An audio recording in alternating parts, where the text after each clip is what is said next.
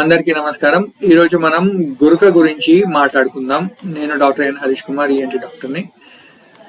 అయితే ఫస్ట్ మనము గమనించవలసింది ఏంటంటే, గురక ఎవరిలో ఎక్కువ వస్తుంది, ఎందుకు, వాటిని మనం ఎపిడెమియాలజీ అంటాం. సో ఎవరిలో ఎక్కువ వస్తుంది అంటే, ఒకటి ఏజ్, ఎలా వయస్సు ఎక్కువ అవుతుంటుందో గురక వచ్చే అవకాశం ఎక్కువ అవుతుంటుంది.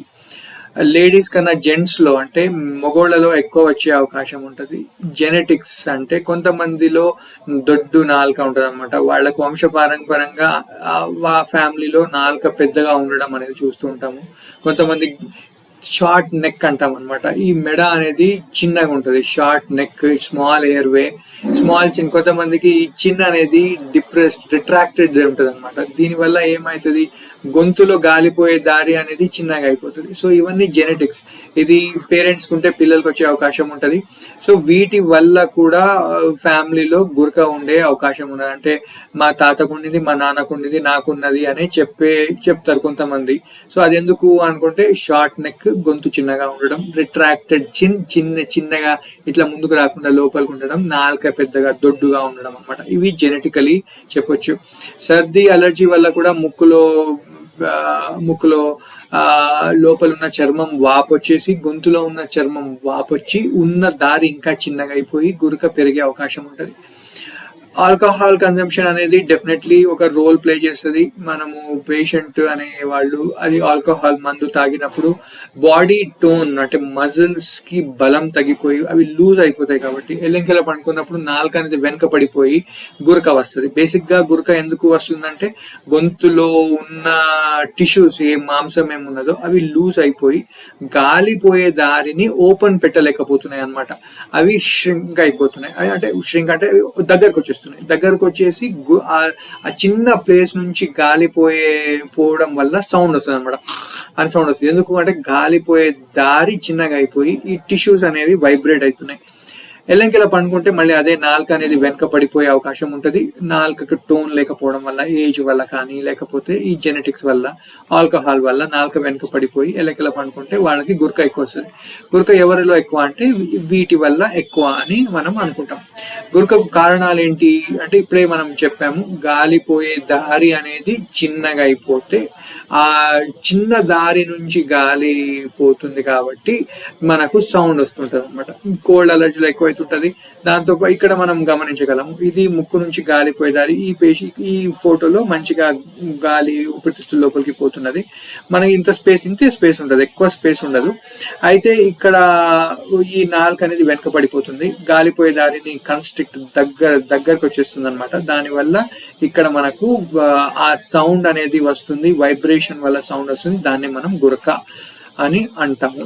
ఓకే, సో నా టాన్సిల్స్ పెద్దగా ఉండడం వల్ల ఏం ప్రాబ్లం అవుతుంది, లోపల గాలిపోయే దారి తగ్గిపోతుంది.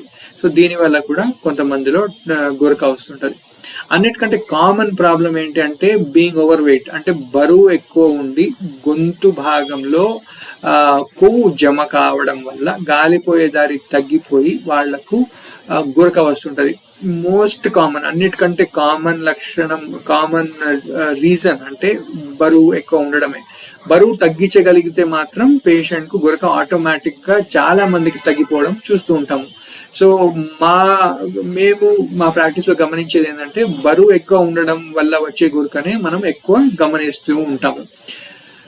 సో గురక లక్షణాలు ఏంటి? కామన్ లక్షణాలు కొన్ని ఉంటాయి, కొన్ని సివియర్, అంటే స్నోరింగ్, గురక ఎక్కువ అయినప్పుడు మనము ఈ లక్షణాలను చూస్తుంటాం. కామన్ లక్షణాలు అంటే, ముక్కు నుంచి గాలి ఆడక నోటు తెచ్చి పండుకుంటుంటారు. పొద్దున లేస్తేనే నోటు గాలి తీసుకోవడం వల్ల నాలుకంతా డ్రై అయిపోతుంది, పొద్దున లేస్తే నాలుకంతా ఎండుకుపోతుంది సార్ అని చెప్తారు. ముక్కు దిబ్బడ, ఇవి కామన్ లక్షణాలు. ఇవి ఉంటే మనము అంత భయపడే అవసరం లేదు. గురక ఉంది అంటేనే వాళ్ళు నోటు తెచ్చి గాలి తీసుకుంటున్నారు, నోరు డ్రై అయిపోతుంది, బంద్ అవుతుంది. ఇవి ఉంటే మనకు అంత భయం లేదు. సపోజ్ ఎప్పుడు మనకు గురకతో పాటు ఈ లక్షణాలు వస్తే మనం కొద్దిగా అలర్ట్ అయిపోవాలా. ఫస్ట్ వన్ ఏంటంటే, మాటికి నిద్రలో లేవడము. అంటే నిద్రపోతారు, మళ్ళీ డిస్టర్బ్ అవుతుంది, మళ్ళీ లేస్తారు, మళ్ళీ లేస్తారు, ఇలా జరుగుతుంది. ఒక సైకిల్ అనమాట. ఆ సైకిల్లో మాటికి లేయడం జరుగుతుంటది. ఇలా ఉంటే మాత్రం పేషెంట్ కు కొద్దిగా డేంజర్. రెండోది రాత్రిపూట నిద్ర తక్కువ ఉంటుంది కాబట్టి పొద్దున పూట పండుకోవడం. కొంతమంది జస్ట్ కూర్చునే పండుకుంటుంటారు.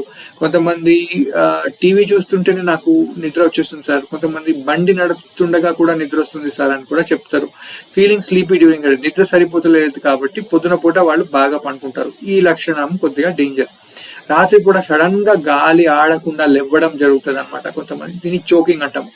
ఇది కూడా లోపల గాలిపోయే దారి మొత్తం మూసుకుపోయింది అనే ఒకటి మనకు తెలుస్తుంది. ఇంకొకటి, ఎక్కువ రోజుల నుంచి ఈ లక్షణాలు ఉండడం వల్ల పేషెంట్ కి ఛాతీ పెయిన్ అంటే చెస్ట్ పెయిన్, ఒక రకంగా హార్ట్ ప్రాబ్లం వల్ల, హార్ట్ ప్రాబ్లం ఆల్రెడీ డెవలప్ అయిపోయింది, పేషెంట్ కి చెస్ట్ పెయిన్ వస్తుంది అంటే హార్ట్ ప్రాబ్లం ఆల్రెడీ ఎన్నో సంవత్సరాలు ఇలా రాత్రిపూట మధ్యలో లేసే బీమారిని మనం స్లీప్ యాప్నియా అంటాం. స్లీప్ యాప్నియా ఉన్న వాళ్ళకు ట్రీట్మెంట్ తీసుకోకపోతే వాళ్లకు హార్ట్ అటాక్ కూడా వచ్చే అవకాశం ఉన్నది. సో ఈ స్లైడ్స్ లో, ఈ వీడియోలో మనం చెప్పేది ఏంటంటే, గురకను బాగా లైట్ తీసుకోకండి, పక్కన వాళ్ళకి ఇబ్బందే కదా అన్నట్టు అనుకోకండి. గురక లక్షణాలు, బీపీ ఎక్కువ ఉన్నది, మీకు ఛాతీ నొప్పి వస్తుంది, మాటికి లేస్తుంటారు, పొద్దున పూట బాగా నిద్ర వస్తుంది, రాత్రిపూట గాలి ఆడక సడన్ గా లేస్తున్నారు, ఈ లక్షణాలు ఉంటే మాత్రం మీరు కంపల్సరీ డాక్టర్ గారిని కలవండి. ఓకే, సో స్లీప్ యాప్నియా అంటే ఏంటి? ఇప్పుడే మనము మాట్లాడినాము. స్నోరింగ్ తర్వాత ఎక్కువైనప్పుడు వచ్చే లక్షణాలు మనం స్లీప్ యాప్నియా అంటాం. So snoring is a symptom of sleep apnoea. Sleep యాప్నియాకి ఇది ఒక లక్షణం. స్లీప్ యాప్నియాని ఎప్పుడు అంటాము? రాత్రి నిద్రలో 10 సెకండ్ల కన్నా ఎక్కువ టైము వాళ్ళు గాలి తీసుకోకుండా ఆగిపోతే దాన్నే మనం స్లీప్ యాప్నియా అంటాం. ఇది పేషెంట్ చెప్పలేరు, పేషెంట్ పక్కన పండుకుంటారు, వాళ్ళు చెప్తుంటారు, సార్ మా హస్బెండ్ మా వైఫ్ బాగా గురక పెడుతుంటారు సార్, బాగా సౌండ్ వస్తుంటది, సడన్ గా మధ్యలో గ్యాప్ ఉంటది, ఏం సౌండ్, గాలి లోపలికి తీసుకున్నట్టు కూడా అనిపించదు, బయటకు తీసుకున్నట్టు కూడా, పంపించినట్టు కూడా అనిపించదు, మళ్ళీ సడన్ గా అని ఒక గ్యాస్పింగ్ సౌండ్ తో మళ్ళీ గురక స్టార్ట్ అవుతుంది, మళ్ళీ కొద్దిగా గ్యాప్ వస్తుంది, మళ్ళీ గురక స్టార్ట్ అవుతుంది.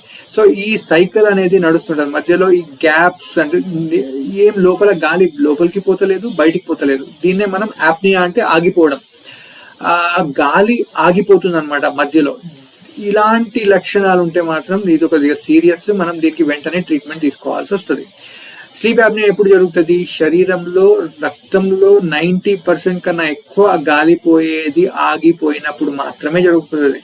సో సగం ఉన్నా కానీ మనకు స్లీప్ యాప్నియా ఇలాంటి లక్షణాలు రావు. సో బెస్ట్ పేషెంట్ పక్కన ఉన్న వాళ్ళే చెప్తారు, గురక పెడుతుంటారు, బాగా సౌండ్ పెట్టి మళ్ళీ మధ్యలో కొన్ని సెకండ్స్ గాలి తీసుకోరు, మళ్ళీ గురక పెట్టడం అని మళ్ళీ గురక అని స్టార్ట్ అవుతుంది, మళ్ళీ కొన్నిసేపు అయిన తర్వాత మళ్ళీ గ్యాప్ వస్తుంది, మళ్ళీ గురక పెడతారు. ఈ గ్యాప్ వస్తుంది అని మాత్రం మీరు గమనిస్తే వెంటనే దీనికి ట్రీట్మెంట్ తీసుకోండి, ఎందుకంటే సీరియస్ కండిషన్. సీరియస్ ఎందుకు అంటే, గాలి ఆడని టైంలో మనకు హార్ట్ మీద, గుండె మీద బరువు పడి పేషెంట్ కి హై బీపీ ఉండడము, హార్ట్ అటాక్ రావడము, పక్షవాతం రావడము, డయాబెటీస్, షుగర్ రావడము, వెహికల్ యాక్సిడెంట్స్, నిద్ర సరిపోకపోతే నెక్స్ట్ డే బండి నడుపుతుంటే సడన్ గా పండుకొని యాక్సిడెంట్స్ కూడా మనము అప్పుడప్పుడు చదువుతూ ఉంటాము న్యూస్ లో. సో ఇలాంటివి జరిగే అవకాశం ఉంటుంది. ఇలాంటి వాళ్ళు చాలా మటుకు ఓవర్ వెయిట్, లావు ఉంటారు అనమాట, వెయిట్ ఉంటుంది అనమాట వాళ్ళలో, పొట్ట చుట్టూ వెయిట్ ఎక్కువ ఉంటుంది. సో ఇలాంటి లక్షణాలు ఉంటే మాత్రం మీరు వెంటనే డాక్టర్ గారిని సంప్రదించగలరు. సో మనకు గురక ఉన్నది ఎంత సీరియస్ తెలుసుకోవాలి అనుకుంటే, ఒకటి ఫిజికల్ ఎగ్జామినేషన్, లైట్ పెట్టి ముక్కుని చూస్తాము, ముక్కులో ఏమైనా ముక్కు దూలం ఏమైనా స్ట్రైట్ కాకుండా వంకర ఉన్నదా, గాలిపోయే దారి మూసుకుపోయిందా, కండరాలు ఉబ్బినాయా, నేసల్ పాలిప్స్ ఏమైనా ముక్కులో ఏమైనా కండరాలు పెరుగుతున్నాయా, ఇవి మనకు కనిపిస్తాయి. గొంతులో చూసుకుంటే కొండ నాలుక ఏమైనా బాగా పెద్దగా అయిందా, ఉబ్బిందా, టాన్సిల్స్ ఏమైనా ఉబ్బిందా, నాలుక ఏమైనా పెద్దగా అయిందా. ఒకటి కామన్ గా మనం చూడగలం ఏమంటే, మొత్తం పేషెంట్ ని నోరు తెచ్చి నాలుక బయట పెట్టమంటాము. అయితే బయట పెట్టినప్పుడు పేషెంట్ మొత్తం కొండ నాలుక ఇట్లా కనిపించింది అనుకోండి, నాలుక మంచిగా ఇట్లా కొండ నాలుక కనిపిస్తే అది వెరీ గుడ్. సపోజ్ నాలుక దొడ్డ అయింది అనుకోండి, కొండ నాలుక పై భాగం కూడా కనిపించదు అనమాట. సో దీంతో గాలిపోయే దారి అనేది బాగా తగ్గిపోతుంది. ఇలాంటి వాళ్ళకి కంపల్సరీ గురక ఉండే అవకాశం ఎక్కువ ఉంటుంది అనమాట. సో ఇది ఒకటి మనం గమనించగలం. లోపల ఇవి నేసల్ పాలిప్స్, ముక్కులో కండరాలు ఏమైనా పెద్దగా అవుతున్నాయా, గొంతులో ఏమైనా దారి తగ్గిపోతుందా అని తెలుసుకోవడానికి CT MRI స్కాన్ చేయవచ్చు. స్లీప్ స్టడీ అనేది ఈ sleep apnea syndrome, obstructive sleep apnea syndrome కి డయాగ్నాస్టిక్ టెస్ట్ అంటే బెస్ట్ టెస్ట్ అనమాట. ఇది ఏం చేస్తారు, పేషెంట్ ఒక స్లీప్ సెంటర్కి వెళ్ళి అక్కడ పండుకుంటారు, వాళ్ళకి అన్ని కరెంట్ అన్ని పరికరాలన్నీ వాళ్ళకి అమర్చేసి ఒక కంటిన్యూస్ గా వాళ్ళు పండుకున్న గంటలు 8 గంటలు కానీ 9 గంటలు కానీ కంటిన్యూస్ గా అన్ని పరికరాలు నడుస్తూనే ఉంటాయి అన్నమాట. అవి ఏం చేస్తాయి, ఒకటి హార్ట్ రేట్, గుండె ఎంత కొట్టుకుంటుంది, కరెక్ట్ గా రెగ్యులర్ గా కొట్టుకుంటుందా లేకపోతే పైన కింద కొట్టుకుంటుందా అనే దాని గురించి చెప్తుంది. ప్లస్ నిమిషానికి ఎన్నిసార్లు కొట్టుకుంటుంది అనేది, రెస్పిరేషన్ రేట్, స్లీప్ అదే మన గాలి ఒక నిమిషంలో మనం ఎన్నిసార్లు ఊపిరి తీసుకొని వదిలి పెడుతున్నాము అనే దాని గురించి రెస్పిరేషన్ రేట్, శరీరంలో ఆక్సిజన్ ఎంత ఉన్నది, ఈ 90% ఎయిర్ వే బ్లాక్ అని చెప్పినాం కదా, ఇప్పుడే గాలిపోయే దారి 90% మూసుకుపోతే ఏమవుతుంది, ఆక్సిజన్ కూడా శరీరంలో పడిపోతుంది. ఆక్సిజన్ శరీరంలో పడిపోతే మనకు ఇక్కడ ఈ పరికరాలలో తెలిసిపోతుంది అనమాట. ఎక్కువ మూమెంట్స్ ఉన్నాయా, లెగ్ మూమెంట్స్, ఇవన్నిటిని కలిపి ఒక స్లీప్ స్టడీ అవుతుంది. దాన్ని మనం పాలిసామ్నోగ్రామ్ అంటాము. దీంతో మనకు పేషెంట్ ఎంత సివియర్ ఉన్నది, అబ్స్ట్రక్టివ్ స్లీప్ యాప్నియా ఉందా లేదా అనేది ఖచ్చితంగా చెప్పేయచ్చు అనమాట. So sleep study best diagnostic test for snoring ఎక్కువ ఉందా లేదా అని తెలుసుకోవడానికి స్లీప్ స్టడీ అనేది బెస్ట్ ఆప్షన్. సో గురక రాకుండా ఏం చేయగలము మనము నివారించగలం అంటే, ఒకటి ఆల్కహాల్ పండుకునే ముందు మందు తాగకపోవడమే బెస్ట్ ఆప్షన్. లేదు కంపల్సరీ మీరు తాగాల్సిందే అంటే పండుకునే ముందు వెంటనే కొన్ని గంటల ముందు తాగి ఆ తర్వాత నిద్రపోయే ముందు తినకపోవడం కూడా బెస్ట్ ఆప్షన్. ఒకవైపు ఎల్లెంకెల కాకుండా ఒకవైపు పండుకోవడము. అలర్జీ ప్రాబ్లమ్స్ ఏమైనా ఉంటే వాటికి ట్రీట్మెంట్ తీసుకోవడము, ఇవి మనము ఈజీగా చేయగలము. ఇంకొకటి మిగతా మూడు ఏంటి అంటే, యూజ్ ఏ మౌత్ పీస్. ఈ మౌత్ పీస్ అనేది చాలా ఒక రకంగా ఇప్పుడు ఈ మధ్యలో చాలా బెనిఫిట్ ఉంటుంది. ఇది పైన దంతాలకు అటాచ్ అవుతుంది, కింద దంతాలకు అటాచ్ అవుతుంది.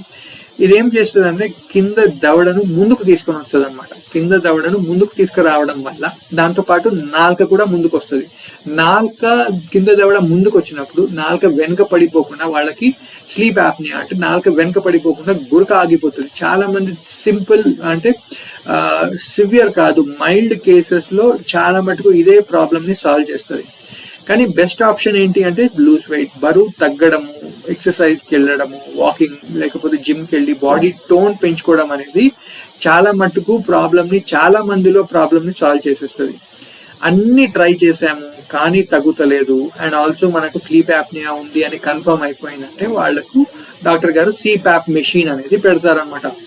ఈ మెషిన్ ఏం చేస్తుంది, ఇలాంటి మాస్క్ ఒకటి గట్టిగా ముక్కు అంటే గాలి లీక్ కాకుండా గట్టి మెషిన్ పెట్టేసి దాని ఒక మాస్క్ పెట్టేసి అది మనము ఒక సిప్యాప్ మెషిన్ కి కనెక్ట్ చేస్తాం. ఆ సిప్యాప్ మెషిన్ ఏం చేస్తుంది, దీని ఏమంటారు, సిప్యాప్ అంటే కంటిన్యూస్ పాజిటివ్ ఎయిర్వే ప్రెషర్ అనమాట, ఎయిర్వే ప్రెషర్. సో ఇది గాలిని, ఆక్సిజన్ ని ఫోర్స్ గా ముక్కులో పెట్టి ఆ ముక్కు నాలుకకు గొంతుకున్న ప్లేస్ ని ఆ గాలి ప్రెషర్ తోనే ఓపెన్ చేసి పెడుతుంది అనమాట. సో ఇది బెస్ట్ ట్రీట్మెంట్. ప్రాబ్లం ఉన్న వాళ్ళకి ఆపరేషన్ చేయకుండానే దీంతో సిప్యాప్ మెషిన్ తో వాళ్లకు ప్రాబ్లం సాల్వ్ చేయొచ్చు. వాళ్లకు హార్ట్ అటాక్ రాకుండా, డయాబెటీస్ రాకుండా, స్ట్రోక్ రాకుండా, బీపీ రాకుండా ఈ సిప్యాప్ మెషిన్ చాలా మందిని కాపాడుతున్నది. ఇప్పుడు కూడా చాలా మందిని కాపాడుతున్నది. కానీ ఒకటే ప్రాబ్లం ఏంటంటే ప్రతిసారి నిద్రలో ప్రతి రాత్రి ముక్కుకు ఒక మాస్క్ వేసుకొని గట్టిగా పెట్టుకుని పండుకోవాల్సి వస్తుంది. దీనికంటే నా ఒపీనియన్ లో బరువు తగ్గడం అనేది బెస్ట్ ఆప్షన్. ఏదో చేసి డాక్టర్ హెల్ప్ తీసుకొని మనం బరువు తగ్గగలం. కొంతమందిలో సిప్యాప్ మెషిన్ అప్పటికప్పుడే ప్రాబ్లమ్ సాల్వ్ చేయాలనుకుంటే సిప్యాప్ మెషిన్ ప్రాబ్లమ్ సాల్వ్ చేసేస్తుంది. ఓకే, ఎక్కువసారి ఆ గురక అనేది మధ్యలో గ్యాప్ రావడం అనేది జరగకూడదు. సర్జరీ చేయించుకోవాలి మనకు అంటే గాలిపోయి ముక్కులో ఏమైనా దూలం బాగా వంకర ఉన్నది అంటే దాన్ని మనం సెట్ చేయగలము. టాన్సిల్స్ బాగా పెద్దగా ఉన్నాయంటే తీసేయచ్చు. నాలుక వెనుక భాగం కూడా ఉబ్బింది అంటే యూలోపెలటోఫారింగోప్లాస్టీ అంటే యూలా కొండ నాలుక, ప్యాలెట్ అంటే కొండ నాలుక పక్కన ఉన్న దాన్ని ప్యాలెట్ అంటాము. గొంతులో ఉన్న దారిని మనము లేజర్ కానీ రేడియో ఫ్రీక్వెన్సీ అనే మెషిన్ తో కాల్ చేసేసి మనము గాలి క్లియర్ చేయగలం అనమాట. దారి తయారు చేయగలం. ఆ దారి తయారు చేయడం వల్ల మనకు ప్రాబ్లం సాల్వ్ అవుతుంది. కానీ మేము గమనించింది ఏంటంటే కొంతమందికి మంచి రెస్పాన్స్ ఉంటుంది, కొంతమందికి కొన్ని సంవత్సరాలు బాగుండి మళ్ళీ వాళ్ళు సిప్యాప్ మెషిన్ వాడడం అవసరం పడుతుంటది. సో వెయిట్ లాస్ అనేది చాలా ఇంపార్టెంట్ అయిపోతుంది, ఇది మన స్లీప్ యాప్నియా కానీ లేకపోతే స్నోరింగ్ కైనా కానీ. Okay, thanks for watching. Please like, comment, share and subscribe. Thank you.